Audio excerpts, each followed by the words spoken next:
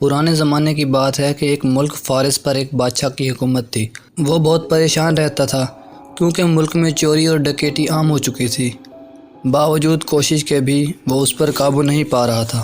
ایک دن بادشاہ پریشانی میں محل سے نکل کر جنگل کی طرف چل پڑا۔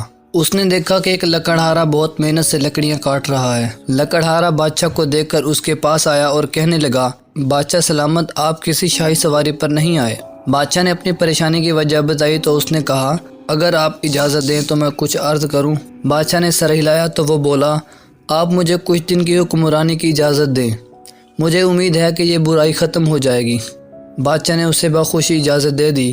لکڑہارا بادشاہ بن گیا تھا۔ اس نے فوراً ہی حکم جاری کیا، اگر ملک میں کسی کی بھی چوری ہو جائے تو فوراً اس چور کا سر قلم کر دیا جائے گا۔ جو اس کی سفارش لے کر آئے گا اس کو بھی پھانسی دے دی جائے گی۔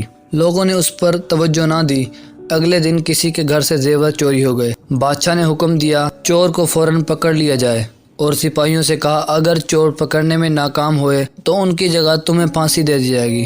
کچھ دن گزرنے کے بعد سپاہی چور پکڑنے میں کامیاب ہو گئے۔ انہیں جیل میں بند کر دیا۔ لوگ اب ڈر کے مارے سفارش نہ کریں۔ وہ بادشاہ کے باپ کے پاس گئے اور اس سے گزارش کی کہ وہ بادشاہ سے معافی دلوا دے۔ وہ ان کے ساتھ جانے پر راضی ہو گیا۔ بادشاہ نے جب سفارش کے طور پر اپنے باپ کو دیکھا تو سپاہیوں کو حکم دیا کہ اس کو جیل میں بند کر دیں۔ پھر اصول کے مطابق جو ظلم جاری کیا تھا اس کی تکمیل کر دی گئی۔ چوروں کے سر قلم کر دیے گئے اور جو سفارش لے کر آیا تھا اس کو بھی پھانسی دے دی۔ اس صورتحال نے سب لوگوں کو خوفزدہ کر دیا۔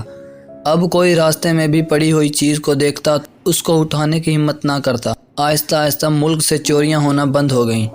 40 روز کے بعد لکڑہارے نے پہلے بادشاہ کو بلایا اور سلطنت کا نظام اس کے حوالے کر دیا۔ بادشاہ اس حکمرانی اور اصول پرستی سے اتنا خوش ہوا اس کو اپنا وزیر مقرر کر دیا۔ پیارے بچوں، کسی بھی سلطنت یا حکومت کے نظام چلانے کا ذمہ دار حکمران ہوتا ہے۔ اگر وہ اپنے اصولوں اور قوانین کو مد نظر رکھ کر کام کرے تو ہر برائی کو